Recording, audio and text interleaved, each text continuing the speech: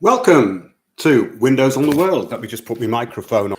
I've just been getting all my papers ready and looking at some documents and having some fun looking back at previous court cases and also combining what happened years ago with the knowledge that we've been putting out recently, especially our shows on the perfected minefield. So tonight's show is going to be about Providence, the law, and choice, really about your God-given right to choose, because most things that actually get enforced on you are a choice.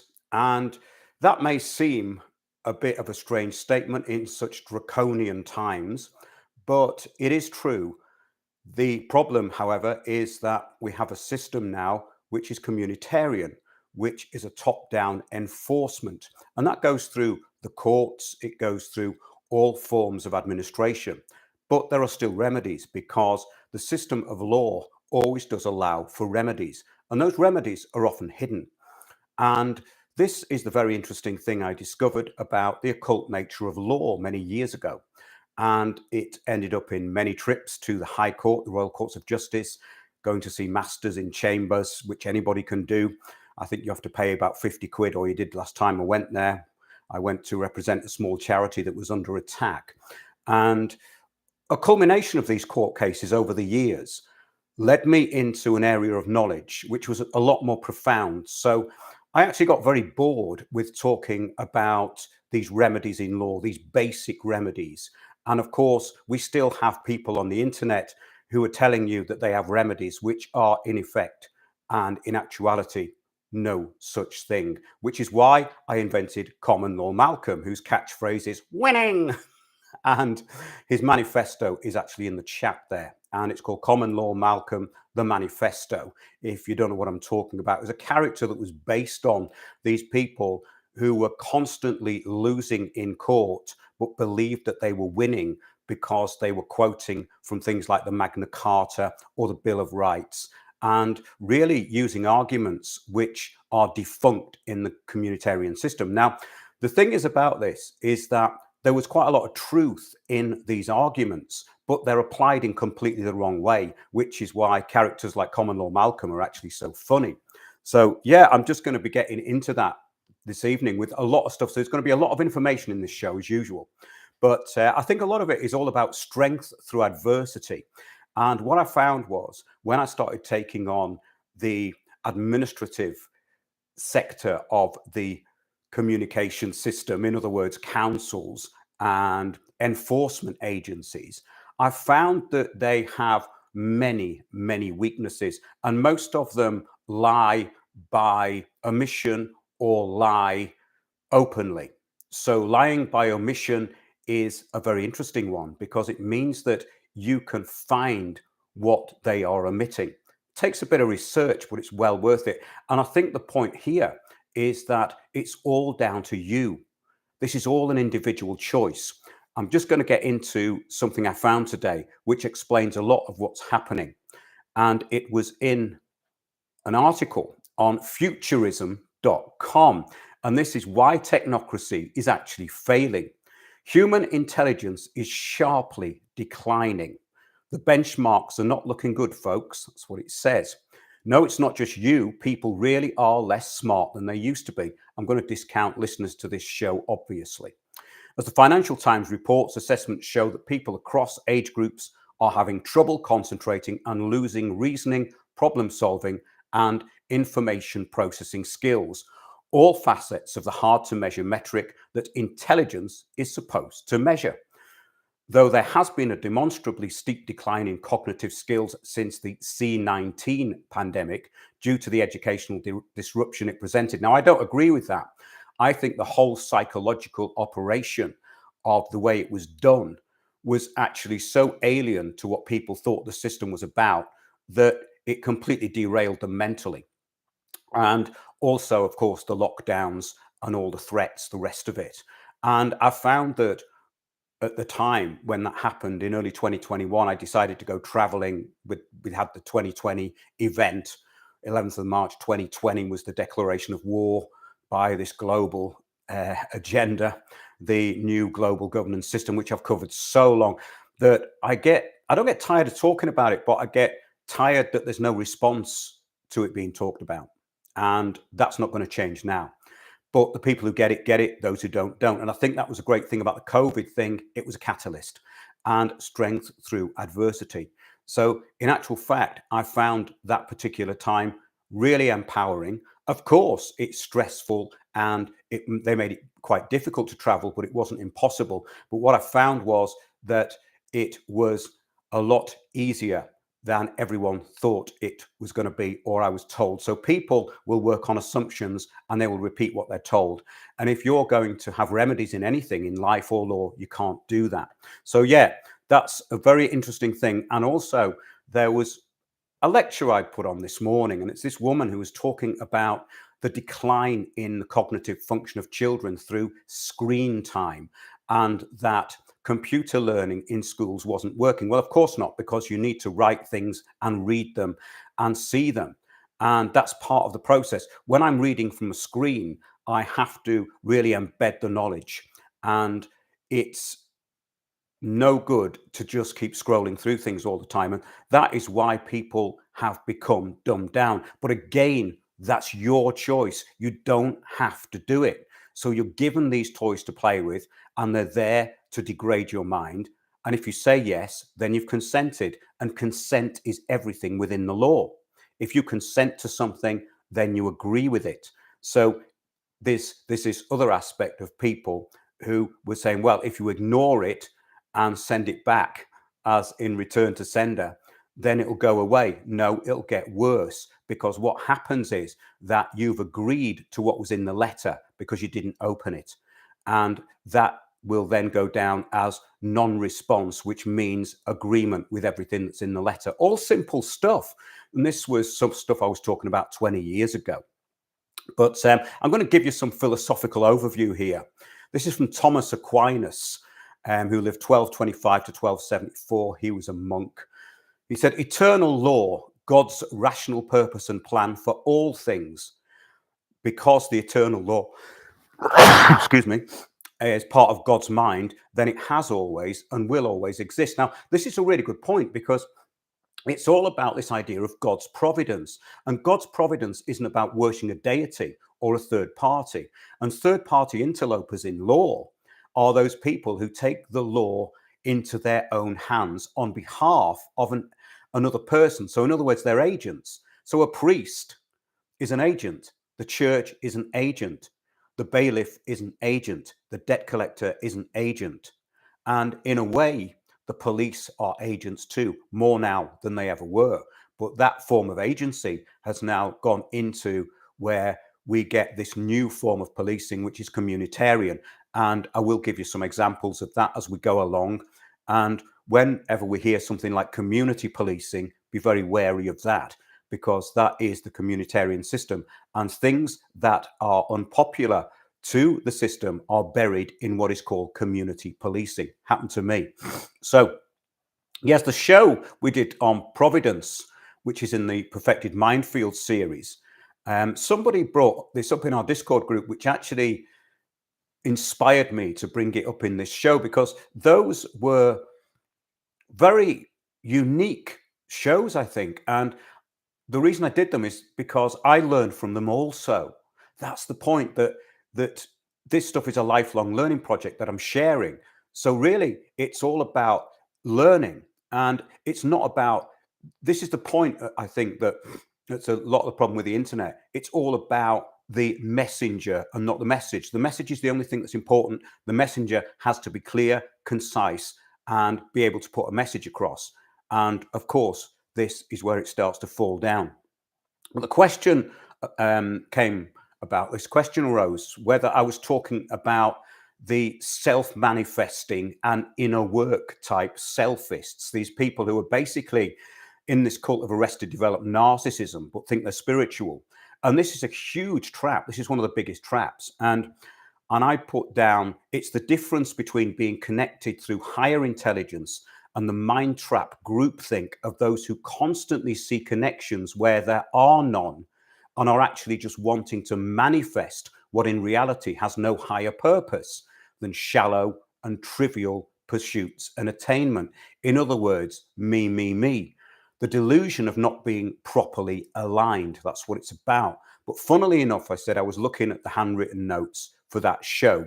And that's why I pulled up the notes for the scripts that I did on the perfected minefield. So to get back to that, providence cannot in reality be non-specific. Something happens or it doesn't. Nothing could happen purely because of a belief in something personal. So when you put yourself and your ego into the frame and say nothing works out for me, the reason it doesn't work out for you is because you put in yourself first and not the objective or the higher purpose of the objective. That's really simple though, isn't it, when you think about it? Isn't that basic? But I think the reason I'm reiterating it is because, as that article I was reading from at the beginning says, we have gone back, not we, but many have gone backwards. And it's very frustrating if you're trying to have an intelligent conversation these days, isn't it? So I said another description. This is what I put. Traditional theism holds that God is the creator of heaven and earth, and that all that occurs in the universe takes place under divine providence. That is under God's sovereign guidance and control. Now, that is the internet definition of it. And this is basically where they create the egregor of God or the higher intelligence. They put you into a third party. And I saw some lectures on this, which nobody's really looked at years ago, from Konstantin Petrov and the people who put out a thing called the concept of public security in Russia. And it was a governing system. It had nothing to do with the communist system. It was how governance works on planet Earth in every country. And there are just slight variations of this. And it's always about getting you involved into a distraction of third party. Because if people had their own real sovereignty, then they would make their own decisions. And that's what most of this is about. So many things happen on earth that are not because of God's providence. This is what I wrote. Most things happening right now are outside God's providence. That makes sense, you see. The manufactured reality used for the governance of people is outside the natural order, or what's called natural law. So the question, why would God let this happen, which is what the atheists say, is a nonsense. It's a false premise that misses the point. And they say there is no proof of the existence of God. What do they mean by God, and what do they mean by proof? Very important, this. Usually an argument along the tired old lines of, well, if there was a God, why would God let this happen? Again, because it's happening outside providence. I hope that this isn't too confusing or abstract, because I'm trying to make it really simple. It's just that when something comes from a place of real truth, then it has a power, which is what this show is actually about. It's about the power of truth in law. Now, we've seen many miscarriages of justice, and we've seen many people get away literally with murder. Why does this happen? Because it's outside the area of providence. Now, what happens if you bring providence into this corrupt arena? Well, that's something that I'm going to discuss in this show, because it's something that I certainly don't take lightly, but I've noticed has actually happened. And I think that experience could be very useful, because when I have had to take on authorities and had these situations where everything was stacked against me, there was always this eureka moment or this way through it all that revealed itself to me because I was looking for it. And I think when you get your ego out of the way and you're looking for the real truth within something, you can latch into this providence. And I think people who listen to this will know what I'm talking about. So, yes, I can read some more of this. Maybe it's a good idea for people who haven't seen the show, What is Divine Providence? And if you haven't looked at that, do have a look. I think you'll find it interesting. So when it is said that providence or belief in a benevolent force is known as God, is this accurate? Not if they are aligning providence with deities or gods. In other words, third-party creations. The word God has become denominational and channeled into belief systems. This is done through the promotion of images. This is third-party interference for the purposes of governance and control, as in the Brahmin system in India. It's a very good control system for an elite, for the self-appointed elite. And of course, we have another elite who are just the financial parasites who are basically imposing the real and the stated goals upon the population. So those that know the bigger picture have put a barrier in the way, and that barrier is called organized religion. And all third-party interference is to take away the direct source, as in third-party interlopers. So whether it's the Vatican, the Sanhedrin, or the Church of England, they are all governing systems for the control of minds specific to different types of indoctrination. And this is where religion comes into law, or fake religion comes into law. Because we hear a lot about Noahide laws, which go along with the communitarian system. Because what they're actually talking about is people who are outside their belief system, which they want to impose. It has nothing to do with anything biblical. It is entirely part of this top-down control, tyrannical control. So here's a question. If everything has a purpose and follows a plan, why does it go wrong? Well, I think we've actually, in a way, already answered that. It's because things are not properly aligned. I'm not saying this lightly. It's something that I've been working on for about 20 years. And when I went through a phase of going through loads and loads of different court cases, and I will get into some of those because I think at the moment they'll be very useful. And it started in county court and it went up to Crown Court and it ended up with High Court stuff. And I got so used to the system of how to interrupt court cases by going to Queen's, as it was King's Bench Action Team now, which I think was Room EO7 in the World Courts of Justice. I was in there all the time because you make an appointment to see a master. Now, lawyers do this if they want to interrupt a case. The public aren't really given this sort of information, but it's very, very important, especially at the moment, because even if you have made a mistake, there is still a remedy before the administrative courts come in and steal property. You have to go to the High Court, though, and you have to have an argument. So, and this is the thing that most people have a problem with, because they don't want to put the time into looking at administration, because administration that's enforced on you is often wrong, as I proved many years ago. And I'm going to get into that case tonight because it still affects millions of people all over the country. In fact, it affects more people now than it affected then. So we're going to get into that. So yes, this is the question. Have you ever experienced an objective coming true with no need for interference or strife? Well, this is when the goal was part of a line of action, which some would say was predetermined. And we're not talking about what has become described in the word fate. It is merely an outcome that was aligned with the natural order in the right place at the right time for the right reason. So you became attuned, you were using all subconscious correct information in the conscious mind and using it through action. And there's nothing very complicated about this. It's actually working on your instincts, but with reasoning and consideration. Consideration is another really good point, especially in law, because both sides are meant to have consideration, as in a contract. And this is where you can have a lot of success with contracts which are unconscionable. In other words, that only a fool would sign them. Only somebody who was inept or mentally unstable or had a mental illness would sign. And believe it or not, there are still a lot of those. And there's things called adhesion contracts, which kind of force you into things. And I uncovered quite a lot of those, especially with councils. So yes, it seems that if your deeply held convictions are working along the highest intelligence or God, along with this, then your dreams and your actions in the right essence will literally come true. But if one thing interrupts this field, it can go wrong. Now, that's happened to me on numerous occasions, and I'm sure it's happened to you. The wrong person comes in and disrupts the whole thing, and they've thrown it off. That is very, very common.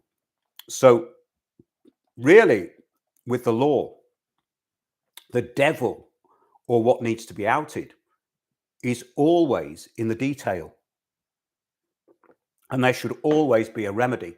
So, as I said, in communitarian law, there is no remedy for those who are deemed to be outside the accepted corridor of opinion. And if we look at a recent case, the Lucy Letby case, there was no evidence against Lucy Letby. There was no actual evidence against her.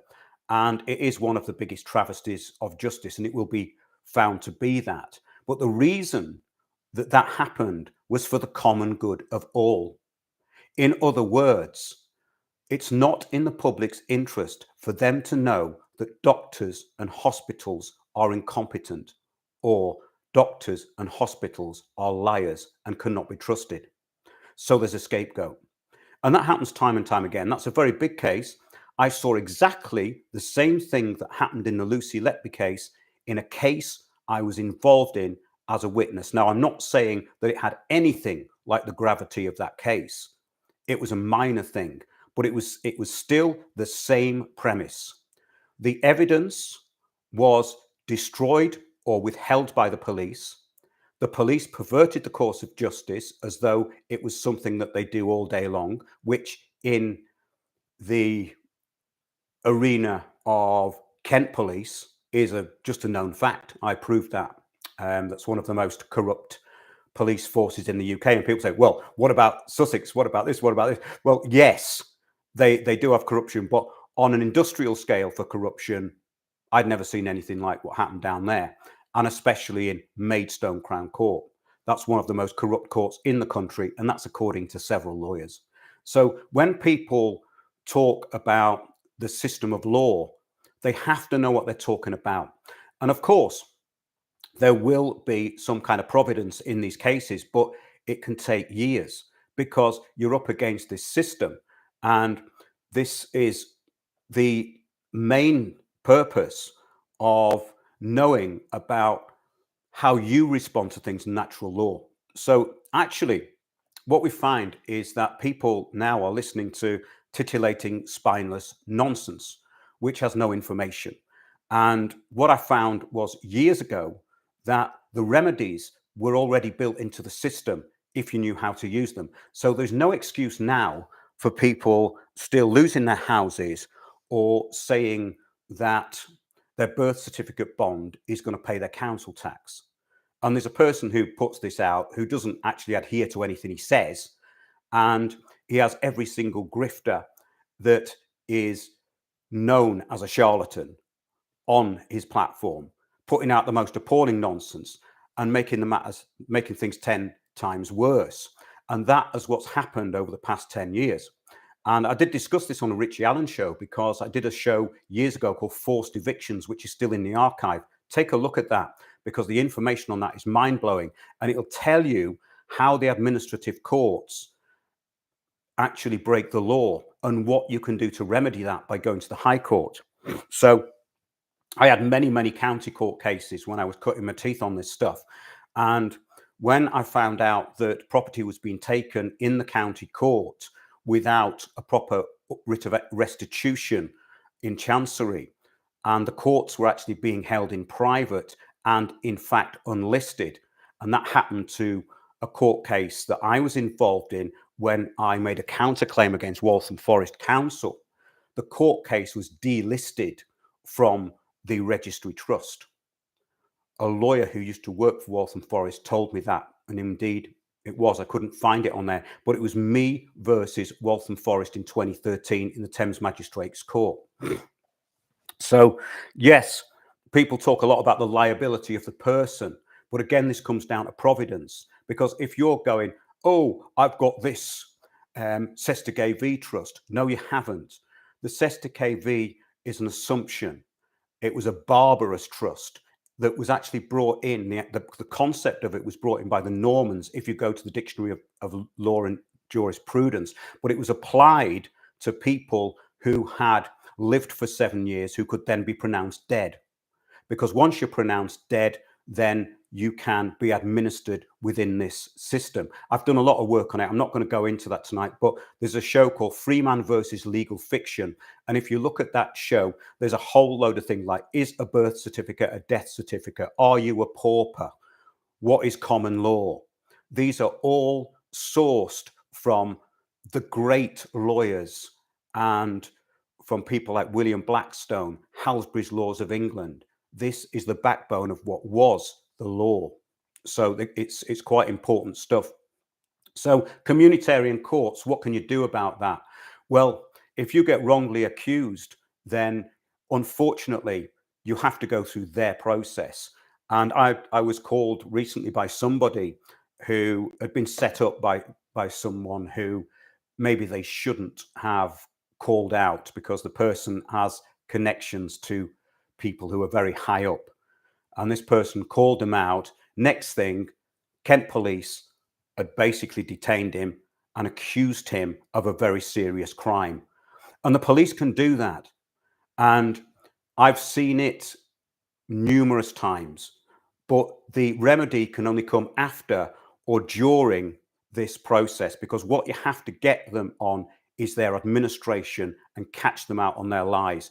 Very difficult with the police. And if you ever go to court and you want to bring the police into the court, don't do it. I was advised on this a few times. I wanted the police who lied, who'd destroyed evidence, who'd refused to take statements from defense witnesses. I wanted them in the court. And the lawyer said to me, don't. They'll lie. And when it goes to the Crown Court, the jury will believe them. And that is the problem with jury trials. So all these people are going about jury trials. They don't know what they're talking about unless they've been into a Crown Court. Because, well, even if you've been into a Crown Court, you wouldn't know. But the judge steers the jury. The jury are allowed to see the side of the argument which the communitarian system wants them to see. Communitarian law is preordained. The person who is accused, if the system requires it, is already guilty, because under communitarian law, innocent people do not get accused. Think about that. We're not talking about people who are innocent of crimes. We're talking about people who are innocent within the system of communitarianism. And those people uphold that system. So anyone who upholds that system is supported. Anyone who does not is denigrated. So it's the same system as in a communist dictatorship of the past, when if you went against the government or were even satirical, you would be put in a Siberian gulag. This is the same thing.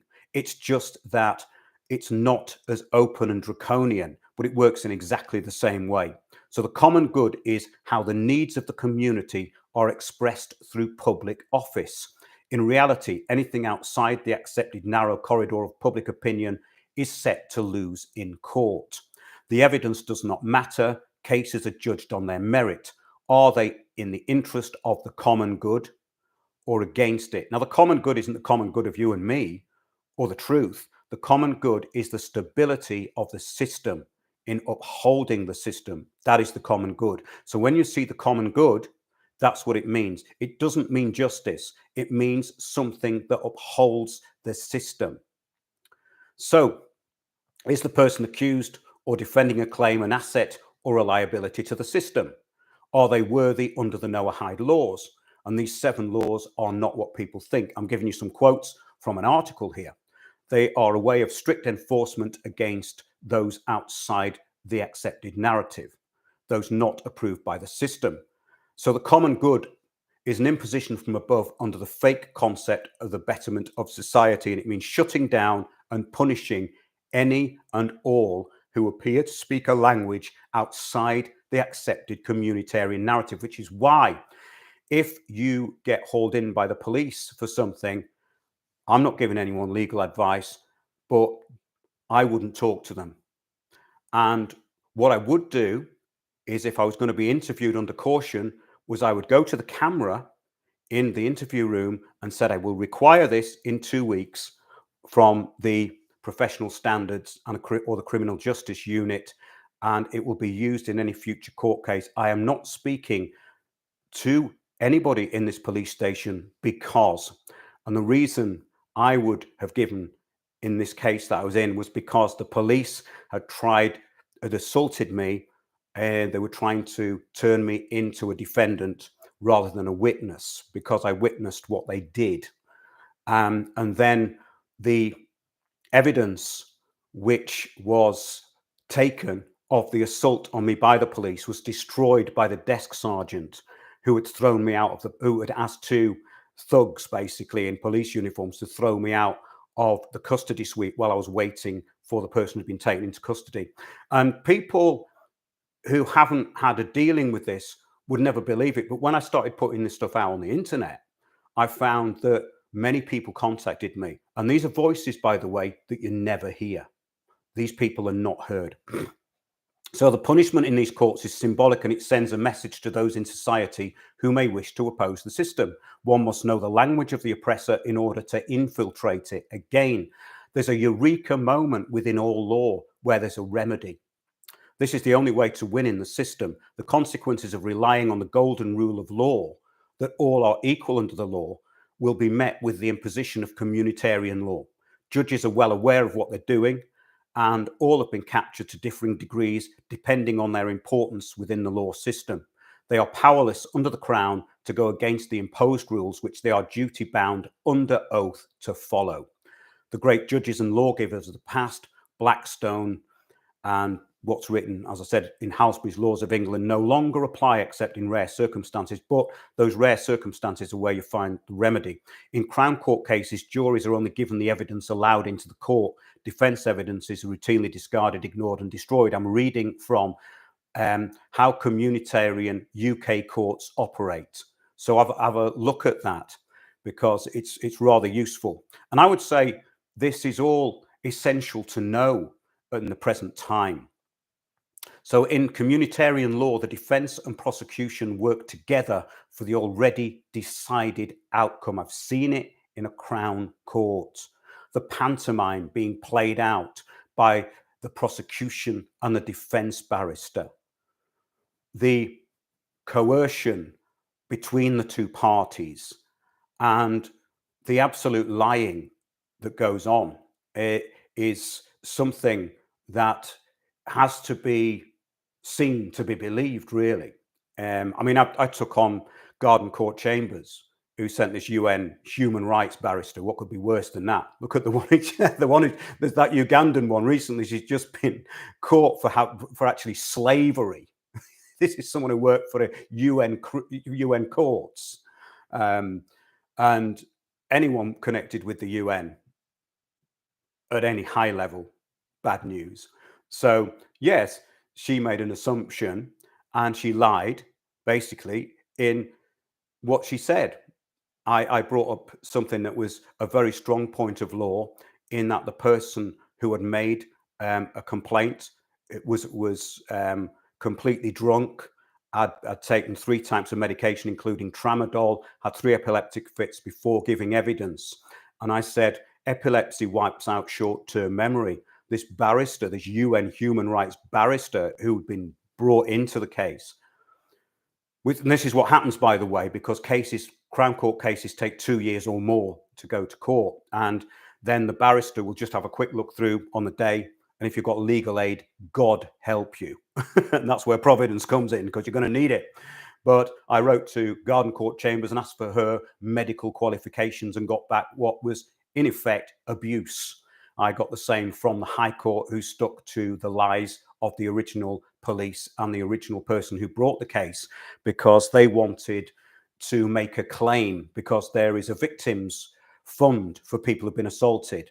And so people, this is another thing to be wary of, is that people will make accusations and they will get false witnesses just to get compensation. Happens quite a lot, but nobody talks about that.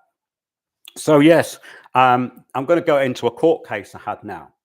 And it's the legal maxim is equity will not allow a statute to be used as a cloak for fraud. And in case law, it is a principle of law that once challenged, the court agency, or person asserting jurisdiction must prove that jurisdiction to exist as a matter of law. And that's case law Maine versus Thibault, by the way. Once jurisdiction is challenged, it must be proven. Another legal maxim in case law, Haggins versus Levine. So basically, this is a very trivial thing, but it exposed such a lot. And the council are still sending out these forms. And it's called a single person's discount validation form. And I read recently that councils are sending these out to everyone. Previously, and my case was 10 years ago, by the way, they were sending them out to people who they believed had third-party mail going to their address. And they used that as an excuse to say that there's more than one person in the house. Well, this form, called a single person's discount validation form, was not a council document. Now, this is very, very interesting, and it ties into a lot of what's going on now. So it's called the Single Person's Discount Review, and I brought a case against Waltham Forest, and I won it. And this means effectively that you do not have to fill in that form, and I'll tell you why. Let's first see what it says on the form. It says important information. You should be aware that supplying false information is fraud. Indeed it is. You must always tell the council if your circumstances change. Failure to inform the council of a change in your circumstances may result in you being served with an administrative penalty of up to £350. Your discount will be withdrawn if you do not return this form. Right. There's several things wrong with that, and I'll tell you why. The form purported to be from Waltham Forest Council. I don't know whether you can see that. Waltham Forest Council, okay? Now, it's signed by someone, or was signed by someone called Wendy Gibbs, interim head of revenues. It was originally signed by someone called Stephen Cooper. They keep moving these people around all the time.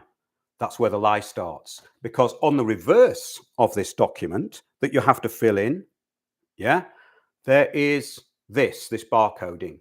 Now, what the council will tell you is that this form goes back to Nottingham for scanning purposes.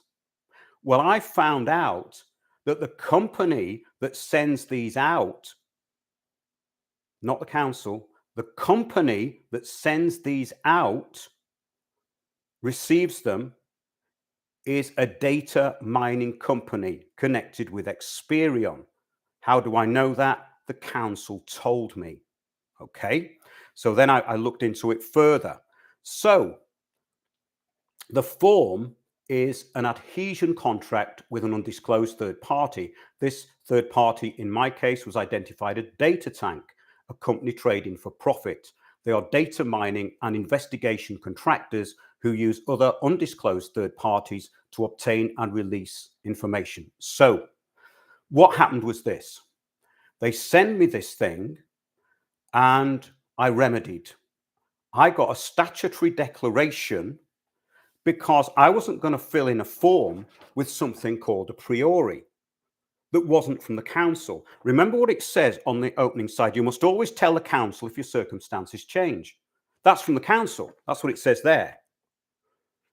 So you tell the council if your circumstances change. You don't send a form that's come from a third party that's based in Nottingham, your personal details, under threat of a £350 fine.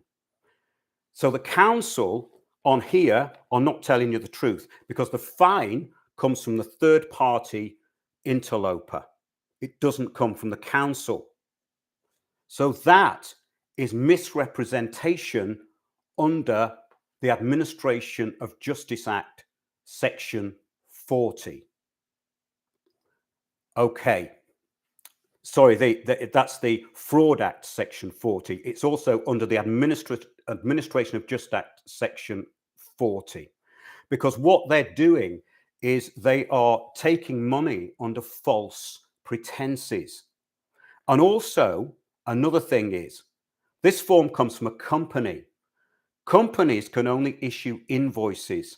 They cannot issue a fine, which is why the bills of exchange and VAT invoice for the parking on private land, you know, the tickets you get in Sainsbury's and Asda car parks, which is why you ask them for a fully formatted VAT invoice under the Bill of Exchange Act. But what they've done, and the government have allowed this, they've allowed a private company, the Parking on Private Land Association, to bypass case law and say that you have to pay their fines when you don't. It's called Dunlop versus New Garage. That is actually the correct case law for those parking on private land tickets. But the government are allowing these private companies to issue fines. Only a court can issue a fine. The council can issue fines because of the poor laws. That goes back to 1662. And that's where the liability of the person comes in. That's why you do have to tell the council of any change in circumstances, because they are a judicial body. They are given judicial authority by the court. And all these common law Malcolms out there will say, no, they're not, they're a corporation. Well, yes, they have corporations. The councils form corporations, but their governing body has judicial authority through what is the poor laws, but they'll say it's the 1992 Local Government Finance Act, but it's not. Okay, slight digression, but very important information. So I get a statutory declaration. I send it straight back to the council. I try and remedy 5 times. They take me to court for the new bill without the 25% discount. And so I said to the magistrate exactly what had happened. I've given them chances to remedy. They haven't taken any notice of my statutory declaration, which declares to the council I'm still the sole occupant of the property. Because all of the council have got the right to do is ask you who's in the property. But now they've got this third party data mining company, which is why you send it back to Nottingham. You don't send it to the council. It's probably online now, but it's the same procedure. I saw what they were doing, and they're sending them out to pretty much everyone now. So this is really useful. So this is actually what happened. The council then were summoned to the Thames Magistrate Court, and I issued a counterclaim against them because they had issued a bill incorrectly and demanded it halfway through the year. Another thing that's very important is council tax is calculated on a daily basis. So when they take you to court, you only owe up to that day. You can only be prosecuted for up to that day. I'd like to add something here, that I'd already gone through administrative bankruptcy for non-payment of council tax. And that was also quite illuminating, because even if it's years later, they can still do it. But what ties in here, I'm just going to do a slight digression because this is important. When a property is taken, or you are served a bankruptcy petition, which is a statutory demand that you have to answer in the High Court within 28 days, or bankruptcy proceedings start. Councils were doing this all the time. So what happened was that I'll basically tell you what happened.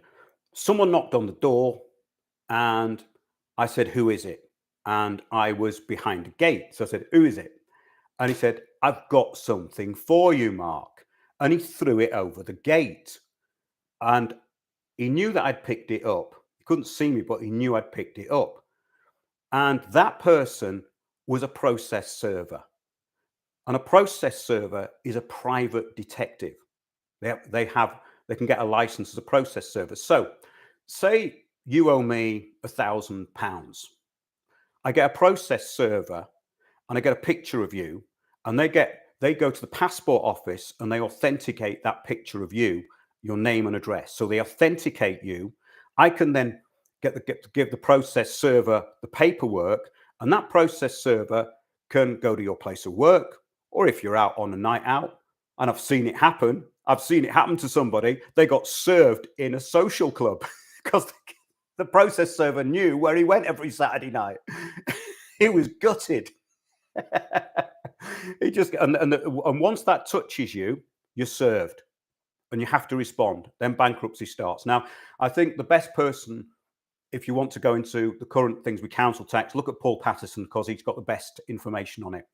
I'm not on Facebook anymore, but he's the best one, Paul Patterson. And it's now, they can bankrupt you anything over 5,000. When I was in the bankruptcy court, it was anything over £750. So I owed them about 800 quid and they went for bankruptcy. So that's the backstory to this. So I'd had quite a lot of interactions with Waltham Forest Council, including going through all the common law Malcolm stuff about their corporations and their jurisdiction and all the rest of it. So they knew about me. Now, what happened was they didn't respond to anything. They lied. Another thing that the council do regularly is perjure themselves under oath. So when they go into a magistrate's court, if you're summoned for the non-payment, they will get the information wrong, or they will say things that are not true. They are perjuring themselves, and the magistrates do not like that. That's another important point. However, what happened was they played every dirty trick in the book, and somebody in the legal profession said, you can use that term in court, Mark. They didn't have representation, but I knew people who were legally qualified. They said, you can use that term in court because they have used every dirty trick in the book. So when I went into the court, it was a district judge. And what was really funny was I was still associated with a load of common law Malcolm types because they'd associated themselves with what we were doing. It was totally counterproductive. So the judge walks in, and I'm going to win this case. There's no doubt about it because I've got everything right. All on paper. Always have everything on paper in front of you. And so the judge says, all rise. And the common law Malcolms are at the back saying, no, we're not standing up. We'll get jurisdiction. Oh, no. It was a pure common law comedy moment. And I was saying, get up, we're winning. So we went in with all these books with the rules of council tax. Council tax is calculated on a daily basis. And what had happened was they had a barrister called Geeta Chakrabarti, not the one who works for Liberty. She was called Geeta Chakrabarti, though, same name. And she was full of herself. And the skeleton argument was put through my letterbox on the day of the case to intimidate me with their costs for £2,000. So we went to the court. We had a great time. And what happened was when I went into the witness box, I destroyed their skeleton argument. Their skeleton argument had got everything wrong. Like, they said that I hadn't responded when I had, and it was the council that hadn't responded. It says the issue before the court is whether or not it is satisfied that the arrears are payable by the respondent and that they have not been paid. Well, actually, no, that wasn't the issue before the court. That had nothing to do with what was before the court, because the actual issue before the court was an issue of fraud, that the council had sent out a document with what's called a priori, predetermined liquidated damages in a civil contract, which came from a company purporting to be the council. Section 40 of the Fraud Act banged to rights. They can't do that. And also I tried to remedy with 5 phone calls. So my mate who was dressed up next to me, they didn't know he wasn't legally qualified. He had all the books. We just went down there for a laugh, really. And he says, as the lawyer, their barrister, arrived on the bench, he said, don't forget to mention the other 5 counts of fraud, will you? Because every time they ignored my remedy, they were perpetuating the fraud, which was in this document, the single person's discount validation form. And by ignoring my statutory declaration, which is an affidavit saying that I was a sole proprietor, they had gone to court, and then I brought in, furthermore, sir, they are wasting the time of the Crown and the courts. Always a nice one to use that. So they were on the back foot straight away. Everything she had in the skeleton argument was lazy. They had the wrong case law because they thought I was going on about whether council tax was a contract. It had nothing to do with that. This is how thick they are in the local council. And another thing, if you're dealing with a lawyer who works for the council, they are guaranteed to be crap because the council cannot pay them anything like what a good lawyer could earn. A good lawyer can earn in a couple of months what they get paid in a year. So council lawyers are crap. They are rubbish. Am I generalizing? Slightly, but in my experience, that's true. So yes, someone's put breach of GDPR. Absolutely, John. Absolutely. So to cut a long story short, this was a real winning. It was such good fun doing this that I have got all the detail of it and the bailiffs who got involved and all the rest of it. And I made a meal of it and thoroughly enjoyed it. But the outcome was this. After hearing all this, the judge looked at the form, which was perpetuating the fraud, the single person's discount validation form, which was from a third party but purporting to be a council document, which was going to Nottingham, as the council say, for scanning purposes. No, it wasn't. It was going to Nottingham because that's where the document is sent to their third party. By putting the name of Waltham Forest Council on this document, that is perpetuating a fraud. And I can say that with some confidence because I won the court case. So the judge said, okay, I've got an idea.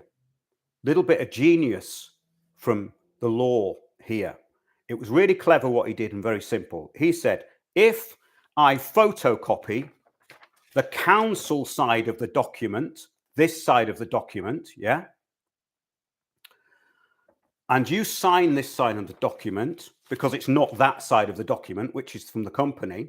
If you sign this council side of the document here today, and I give them your statutory declaration, would that be acceptable to you? And I said, yes, sir, because it removes the controversy, meaning, of course, the fraud. And he said, exactly. So the council were then put into the position that the judge made them accept my remedy.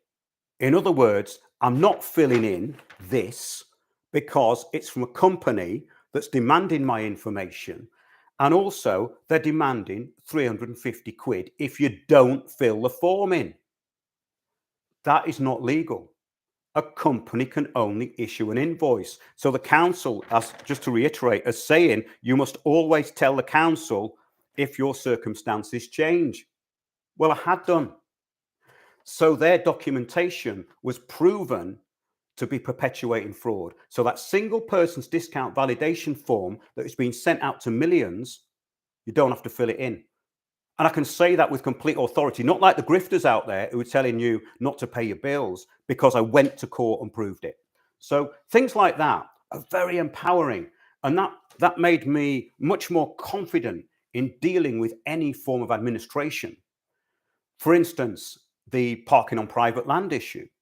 When I was at the People's Voice TV, I used to get these tickets because the people enforcing the parking on private land, the actual venue hadn't given us car parking spaces. And the guys in the reception said, oh, just ignore those Euro car parks things. I went a step further than that. I put them all in an envelope and sent them to their managing director, and I found his address on Company's House. And I said, do not litter this property again. I have a perfect right to park there. And I put some weights in it, and I put his name and address on it, yeah? And I put postage paid by. Now that means that the managing director of the company has to go to the post office to pick that up, because that could be an important document. He's the managing director. So if you put on postage paid by, they have to pick it up, and then they have to go and pay the postage. I think it's about £3 or something like that. Then they're going to find all your parking tickets in there. And then they're going to find a notice with don't litter this address again. What are they going to do? Well, now I don't know what they'd do. They'd probably go to the police with hurt feelings or something, but then wiped it out straight away. And of course, Mr. Infinite Consciousness, and people know what I'm talking about, TPV, he got one and he caved in and paid it. And I told him not to. So this is again about knowing yourself, knowing Providence. And basically, it's very, very fascinating. And about that time also, I'm just recollecting this stuff. It's really interesting. I shouldn't really be drinking this. This is coffee and It's actually it's called Spicy and Peppery, and it's given a rating of 11 out of 10. It's a Spinal Tap version of coffee, but I do enjoy it when I'm doing these shows. So cheers. Yeah, let's get on now to bailiffs. Around the same time, I had a website called landofthefree.co.uk, now defunct because the person who set it up for me had a bit of a breakdown due to his dealings with the court. Another aside, though, he was getting victimized by what was then the Child Support Agency, who were bankrupting people. There were many suicides. There was an organization set up called the Deadbeat Dads, and I was very friendly with some people who were involved in that, who were doing something along similar lines of what I was doing with the courts. And we learned an awful lot. And what happened was that we found out mutually about all this different stuff, like the process servers that are used with house eviction. So if there's a house eviction, just like I said with the process server for the bankruptcy, when there is a house repossession for mortgage default, or even worse, where the house has been stolen through the county court, which was happening with government complicity, then there has to be a civilian present who is a private detective. So people say it's between the bailiffs and the police do cooperate. Yes. The problem is that the bailiffs now are private companies. Previously, a court bailiff worked for the court. These new ones are meant to be bonded to the court. We found out some that didn't even have court bonds. They have to have a court bond of 10 grand, has to be renewed every year. Maybe laws changed now, but or the amounts changed. But the bond it's probably much worse now. This was 10 years ago. But I'm giving you some examples. But yeah, what happened was that we found this stuff out, and it's very important to know, because it's not just the police and the bailiffs working together. There's a private detective there as well that has to identify the occupant to the people who are bringing the case. So that person has to be identified. So yes, I wrote an article years ago, and it was about a bailiff company called JBW Group. Now, this JBW Group, this Jamie Waller, he had a show on, I think it was ITV or something, called Bailiffs. It could have even been BBC. And it was them throwing their weight around, which was totally unjustified legally, because what they'd been caught doing was issuing fraudulent paperwork, effectively fraudulent paperwork, because their bailiffs are self-employed. They were getting the amounts wrong. Remember, the devil is always in the detail. That's where you catch them out, because they were sending out paperwork. Now, what I did, I put JBW Group equals highway robbery. They've now conglomerated with another company because he was undercutting everybody. And another issue that's important for winning was the clamping. I went through a period of removing, I'm going to say, unlawful clamps, right? Well, the first one was hilarious, because I had to find someone who was up in the middle of the night who happened to be out of their head on something, and nearly cut my hand off twice with an angle grind. Well, that's a different story, but it worked. After that, 36-inch bolt cutters. And even with Moblidium, you can get the chain off. We've had, it's such fun. And that is where you balance the books, you see. But the point here being was this JBW Group were using private people, a lot of people who were foreigners, really, and they were exploiting them. They were paying them £7 for a walk-in possessions order. That's outrageous. To take someone's stuff from the house, they're paying £7. Would you do that for £7? I wouldn't. Take someone's possessions for non-payment of council tax or for a debt of a few £100. Would you do that? No. So they were starting to lose out. So I wrote this article about don't pay them. And it was strongly worded. And I get a letter from City Law Firm representing this Waller, this bloke from Bailiff's program. And I took it to a mate who was a Pakistani immigration barrister, actually. And he was laughing. He said, well, there's nothing they can do. I said, I know. And he said, what are you going to send them? Because what they wanted, they said, we're going to see you in high court. We want $5,000 up front. We want this, we want that. Well, anyone can make a claim, can't they?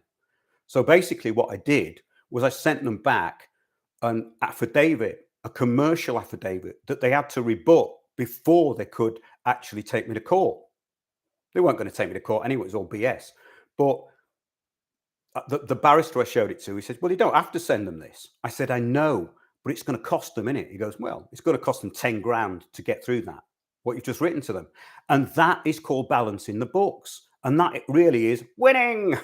So my idea was that if everybody removed the clamps, or I can't give people advice on here because legal advice anyway, because one, they'll mess it up. And two, they'll probably mess it up. They'll probably mess it up. Yeah, that's all you need to know. But basically, I had this theory because they were undercutting everybody, these bailiff companies, that if everybody took they were given 5 clamps, the clampers, and then they had to pay for them. If everyone took the clamps off, these companies would be out of business within 9 months to a year because they were working on such low margins. So the bailiffs were going to get, I'm not going to be buying clamps off this lot. They were paying 400 quid for a van off these lot. They were getting exploited completely. And we've got to remember that, you know, years ago, court bailiffs were actually not that bad. I had court bailiffs when I rented properties in London, when I first moved to London, that was a long time ago. But I used to get court bailiffs coming around all the time, especially there was one fella I rented a flat off. And he'd had so many car accidents and bailiffs going around all the time. And they say, are you blah, blah, blah? And I say, no.